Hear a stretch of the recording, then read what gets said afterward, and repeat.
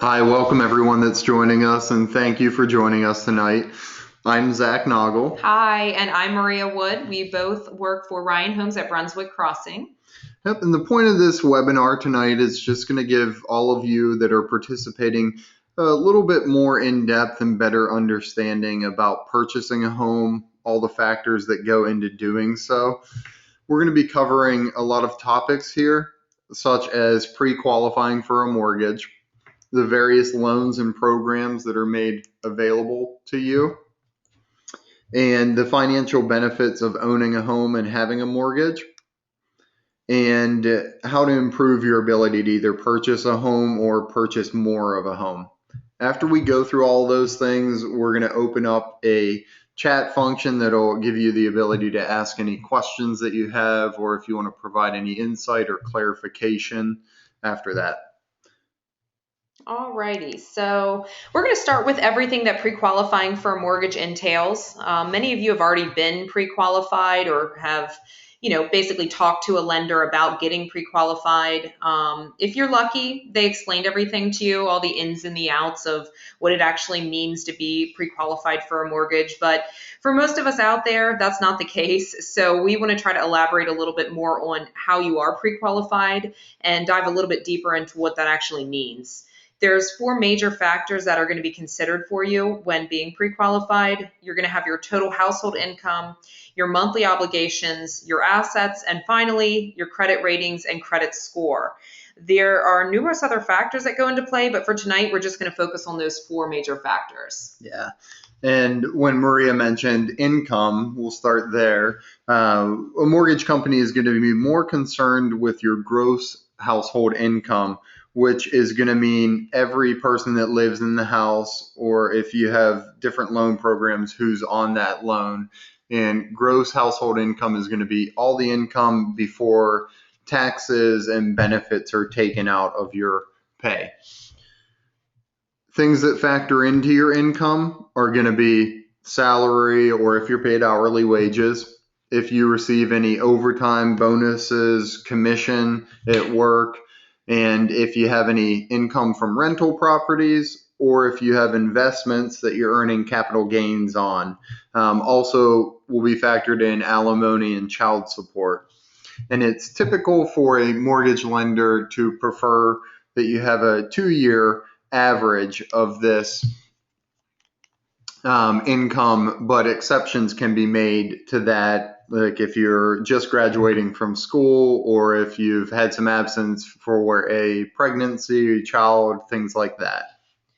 Alrighty, so the next thing that your lender or a lender is going to look at is going to be your current monthly obligations.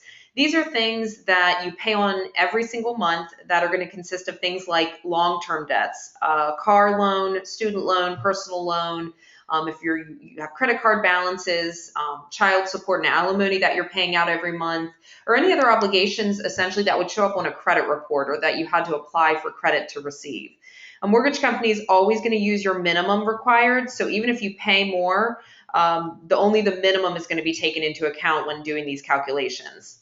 If any of the obligations have an expected end date soon, they could or could not be factored into this calculation. Every program and lender is going to have their own requirements, but a pretty good rule of thumb to keep in mind is if an obligation is going to end in the next 6 months, it may not need to be considered when qualifying for a loan. Yeah, and now that we talked about those payments, the next big thing is going to be the assets that you have, the things that you're going to utilize to cover the down payment and or the closing and settlement fees. So this is going to be a quick financial snapshot. Sources are going to be things like bank accounts if you have checking or savings accounts. If you're going to utilize your 401k or any other type of retirement funds, if you're going to be getting gift funds from a family member or a friend who's helping out with the purchase, or if there's any assets that you're going to be looking to liquidate to come up with a little bit more cash for that down payment.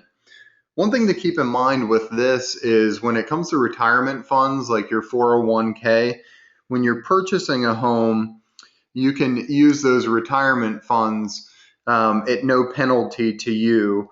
And that's like your one get out of jail free card for using your retirement, I guess, other than being actually retired. All right, the last thing that we're going to look at is your credit score. So for those of you that aren't as familiar with what that means, a credit score is basically it's a numerical rating of a person's ability to repay a loan. There's different required minimum credit scores depending on the loan type and program. A higher score is always going to benefit you in terms of your monthly payment and your cash required to purchase the home.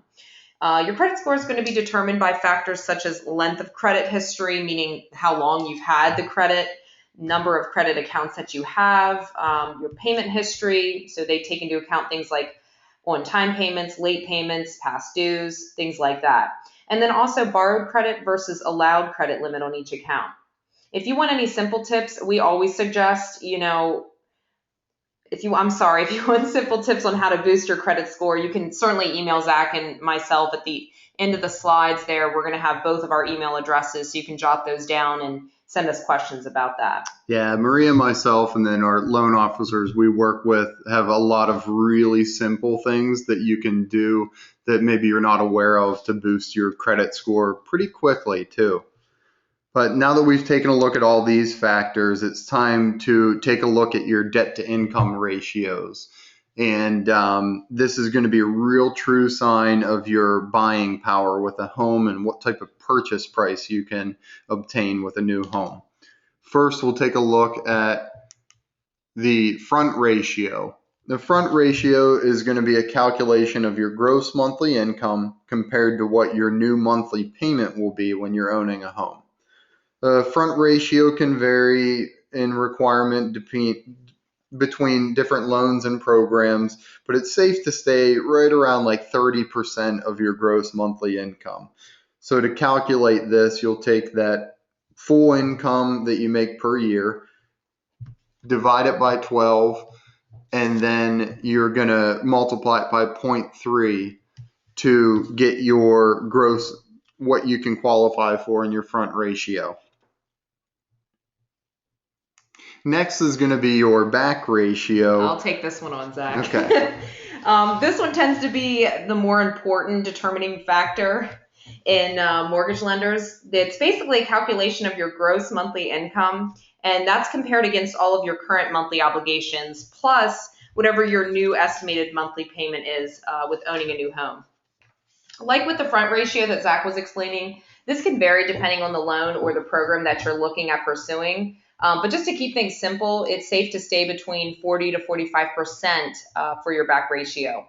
This can be calculated very similarly to the front ratio that Zach was showing us, and we'll show you another example here. Basically, you're taking your yearly household income, dividing that by 12, and then multiplying this number by 0.45. This is going to give you the 45% number, and from here, you're just going to subtract all your current monthly obligations. Remember, keeping in mind that you want to keep these the minimum monthlies to determine what a safe new monthly payment is going to be for owning a home. Yeah, and for those of you like me that are addicted to math, we're going to take a quick example about how you calculate these. So for this example, we're going to use the fun and exciting Mr. and Mrs. Smith. And we're going to take a look at their yearly income. You can see Mr. and Mrs. Smith both make $40,000 per year. Looking at their current monthly obligation, it looks like they have a car loan with a minimum monthly payment of $400. They've got a student loan with a minimum monthly payment of $350. And they've got, a couple credit cards that total up to about $75 per month. So to calculate the front ratio, we will take that income, divide it by 12 to get the monthly gross income, and then multiply it by 0.3, which gives us $2,000, which is a good target monthly payment. For the back ratio, a little bit more detailed, we'll take that gross income, divide it by 12 again, multiply it by 0.45, and then we'll start reducing out all those payments they have, the car loans, student loan, and the credit card payments, to get a safe target monthly payment of $2,175. So for this example, Mr. and Mrs. Smith, they're going to really want to target a safe monthly payment somewhere around $2,000 to $2,200 per month. All right. The next thing we're going to look at is the various and most common types of mortgage loans. There's a couple on the screen there that are shown. We're going to go into brief detail about each of these. And just for the record, all of these loans that you see on the screen are available and can be done in Brunswick Crossing. So the first one is going to be your conventional loan. These are private loans that are going to range in down payment anywhere from a 3% requirement up to 20% or higher. These loans typically require a minimum credit score of 620 or higher, and your back ratio, you're going to want to be at around 45% or less for this type of loan. Mortgage insurance, or PMI as you may hear it called, is going to be required on conventional loans anytime you're putting less than 20% down. There are ways to avoid PMI with putting less than that down, which we'll go into a little bit more later, that offer no mortgage insurance to give you a lower, monthly mortgage. Yeah, conventional is a great loan program. The one that we're probably all familiar with and you've heard about the most is going to be an FHA loan. An FHA loan is going to be a government-backed loan. It's got a minimum down payment requirement of 3.5%. You can see it's got minimum credit score requirements, and with an FHA loan, they're not going to be as concerned about that front ratio, but more focused on the back ratio and want to stay around 45%. FHA is a little bit more flexible with the credit score and debt to income ratio. So that debt to income ratio can be pushed up a little bit higher, maybe around 50%, if a customer has really good compensating factors such as long-term rental history, higher credit scores, stable work history, a history of making consistent payments and making them on time, and things like that. All right, next here we're going to talk about is the VA loans. These are also government loans just like FHA. However, these are specifically reserved for veterans or spouses of veterans, and these require no down payment. They typically don't have the monthly mortgage insurance like the conventional requires or the FHA requires, but they can require a funding fee. This can be rolled right into the mortgage amount. This can be avoided if the borrower has disabled status through the VA. And these loans typically require a minimum credit score of about 620, 630, as you see there on the screen, and a back ratio of 43% or lower. And similar to the VA loan, there's another loan program that's a very popular one that has no down payment requirement. That's the USDA loan, or you maybe have heard it referred to as a rural development loan. This is a loan that's targeted towards specific areas that are considered by the Department of Agriculture as being rural areas. And it really offers individuals the ability to purchase more of a home without having that down payment requirement. Similar to FHA, it is going to have that PMI or mortgage insurance requirement both upfront and on a monthly basis. One thing to keep in mind with the USDA is they do have very strict guidelines, income limits, and then they do focus heavily on the front and back ratios when it comes to the debt to income, and they try not to veer too much off those guidelines. One thing to keep in mind is USDA loan, while it offers anybody the opportunity to have no down payment, it is available at Brunswick Crossing. All right, awesome. So we're going to go into very quickly here a couple other loan options outside of the four that we just talked about and expanded on a little bit. One of them is the adjustable rate loan. These are interest rates that are typically fixed for a period of, let's say, 5 to 7 years, depending on the program. And then after that time frame, they become adjustable. These are great loan options for folks that are planning on staying in the home for less than 10 years because they're able to lock in an interest rate typically at about a percentage point lower. So their payment is typically lower, and then usually they're out of that loan or that home within that time frame. Another option is lender-paid mortgage insurance. This is a great option through a conventional program where you take a little bit higher of an interest rate, but you're going to remove the monthly mortgage insurance completely. This is typically a 5% requirement, and you typically take about a quarter of a point bump in the rate to avoid that mortgage insurance completely. And it can go as low as the 3% down payment as well. Yeah, just depending on, where you're looking at purchasing, purchase price, and other factors as well. The Maryland Mortgage Program that a lot of folks have been asking us about lately, this is for first-time buyers. This loan offers up to 7,500 of assistance that can be used towards a down payment and closing. This loan can be done through any loan, so FHA, VA, conventional, and USDA. It's all available through them, and can be used in combination with the builder incentive, to basically really help you reduce your total cash to close. Another option quickly here is the 80-15-5 and the 80-10-10. These are more niche conventional loans, that basically allow you to put less money down, but also avoid paying mortgage insurance as well. Yep. We aren't going to focus too much, like Maria said, on all the different niche products. There's a lot more than what we listed here. So if you have any questions about the ones we list, or if there's any other specific programs, reach out to Maria, myself, and we'll give you a little bit more detail.